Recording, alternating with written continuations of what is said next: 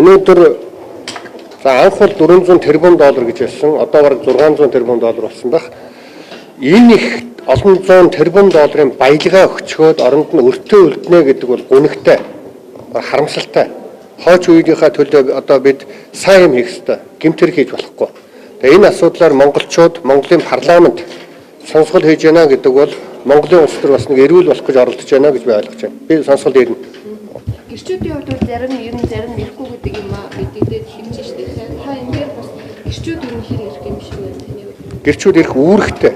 Тэр үед шийдвэр гаргаж ирсэн хүмүүс юм уу? Тэр үед энэ асуудлыг ярьж ирсэн. Яриад адлуулж ирсэн хүмүүс бүгд ирж үнэн ярилцах ёстой. Би тэр үед одоо бичгээр өгчөөсөн.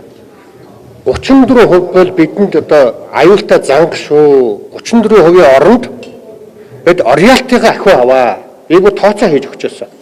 Би загтлаа биччихсэн. Одоо тэр бол надад бүр ингээд би тэрийг очиж үзүүлнэ. Хоёрдугаарт өнөөдөр энэ шиг ийм аюултай уул уурхайн том лувр болоход монголчууд дахиад ингэж луврдуулж алдахгүй тулд өнөөдөр бид сонсголтоо заавал оролцох хэрэгтэй.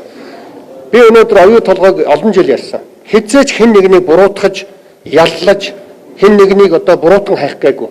Эндээс хүн монголчууд хожих хэрэгтэй. Тэгээ оюу толгойн асуудал дээр бол Монголын ард түмэн нэг талдаа гарч энэ асуудлыг Монголын одоо үр хойчтой сайн болгох ёстой, орьяалтыгаа нэмэх ёстой. Ийм байр суурийг би одоо барина. Тэгээд одоо сайн муу хэлүүлэх нь хамаагүй энэ асуудлыг монголчууд сургамж болгож хойч үедээ бид бас үлдэх ёстой, бас засах ёстой. Та оюутлаас сонслоос юу хүлээж ийн вэ тийм ээ? Ерөнхийдөө 53% бас ашиг авах гэж байгаа. Одоо 25% яваад байна гэж байна шүү дээ. Ерөнхийдөө сонсголын үр дүн ямар вэ? За би наривчилсан тоо баримт, наривчилсан одоо санаанд бол сонсгол дээр очиж ярина.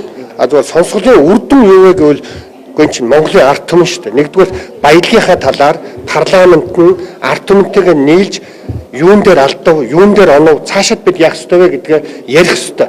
Тэгэхгүй зүгээр л ингээл битүүхэн шиг бие биенээ доромжлол ямар ч үндэслэлгүйгээр яваад байна гэдэг бол бас тийм сайн зүйл биш. Бид баримтаа үндэслээ ярих ёстой. Одоо ингээд бас оюутлын болох гэж юм тийм ээ. Ерөнхийдөө байнга ороод хуралдсангүй одоо чуулган бас эс дутуу байна. Ерөнхийдөө энэ нөхцөл байдлыг да хэрхэн харж байна тийм ээ. Ер нь бас байнга ороод хуралдах байгаа л билээд байх шиг байна. Шууд 2-3 цаг хүлээж байгаа л. Тэр гонхтой л да. Ер нь бол ингээл Монголын ард түмэн энэ уул уурхайн томоохон мөнгө Монголын ард түмэнд л үр ашиг өгүүлсэй л гэж би олон жил 20 гаруй жил ярьж байгаа. Маш олон ажилгүйд л ядуурл, сургууль цэцэрлэг, эмнэлэг дэд үтс байхгүй. Монгол орн дандаа өрнөөс өрний хооронд явдаг. Хүү төлдөг, маш их хүү төлдөг. Энэний оронд баялгаа, энэ уул уурхайн баялгаа ард түмэндээ ашигтай болгооч л гэдэг асуудал. Энэ дээр суудсан хэдхэн гадна дотныхантай нийлсэн хэдхэн улс төрийн эдийн засгийн бүлэглэлүүд өнөөдөр Монголын парламент, Монголын засгийн газарт, Монголын улс төрд нөлөөлдөг нь үнэн. Гэхдээ одоо тэгээд ийм ачаагүй байдлыг бид зүгээр хараад сууж болохгүй. Ядаж сонсгол хийх ёстой, ядаж ярилцах ёстой.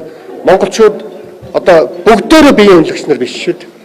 Бид бас яг чин үннийг ярьж гарц гаргалгаа гаргадаг байх ёстой гэдэг л ийм л би байр суурьтай байна.